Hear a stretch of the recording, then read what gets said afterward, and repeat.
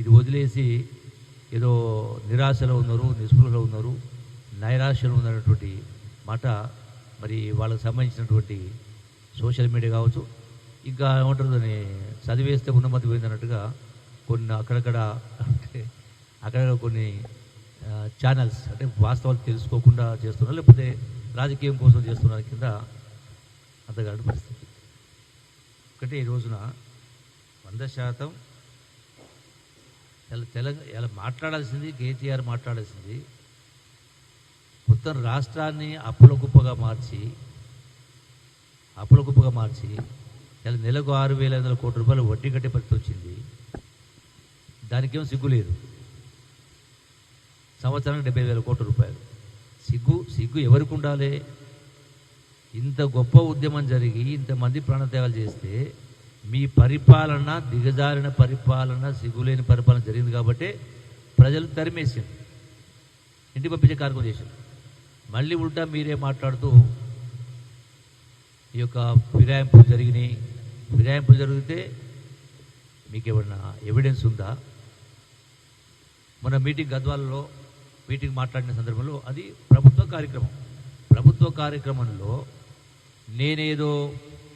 నేను పొంగులెడ్డి గారు ఏదో అదేంటి బూతులు మాట్లాడినమాట. ఏం బూతులు మాట్లాడిన? నేను వాస్తవాలు మాట్లాడిన, బూతులు కాదు. వాస్తవాలుగా బూతులు పేరు పెడితే రాష్ట్రం అప్పుల పాలైంది, డబుల్ బెడ్రూమ్ కట్టిస్తాడు, రకరకాల మాటలు చెప్పిండు, అవన్నీ ఏవి కూడా నెరవేర్చలేదు అనే మాట నేను మాట్లాడినా. కేటీఆర్ బూతులు మాట్లాడి ఎట్లంటాడు? ఒక్కటి రికార్డు చూపించండి. నాది బూతులు మాట్లాడే సంస్కారమేనా? ఎవరైనా మాట్లాడినా? బూతులు మాట్లాడుతుంటే ఆడ ఉన్న కృష్ణమోహన్ రెడ్డి ఏం మాట్లాడలేదట.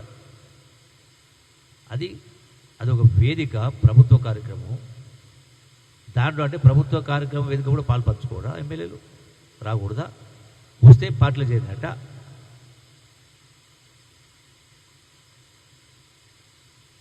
అందుకే ఏమంటారు, చింత చచ్చిన పులుపు చాలన్నట్టుగా ఇంటికి పంపించారు. రేపు తెలుస్తుంది కదా, మళ్ళీ రేపు రాబోయే లోకల్ పార్టీ తెలుస్తుంది కదా, ఈ బండారం తెలుస్తుంది కదా. ఇప్పటికే పార్లమెంట్లో ఒక సీటు రాలే.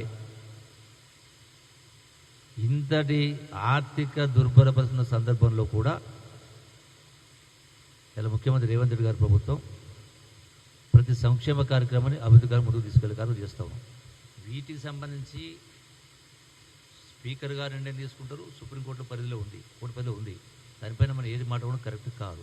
డెఫినెట్గా చట్టం ప్రకారమే జరుగుతుంది ఇది కూడా. Thank you.